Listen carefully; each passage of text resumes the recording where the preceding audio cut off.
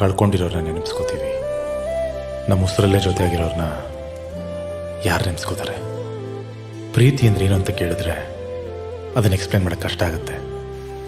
ಆದರೆ ನನ್ನ ಪ್ರಕಾರ ಪ್ರೀತಿ ಅಂದರೆ ಅದು ನನ್ನ ನಿಧಿ.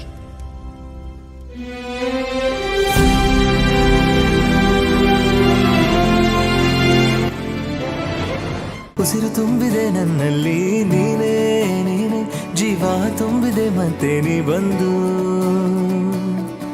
ಬದಲಾದೆ ನಾನಿಂದು.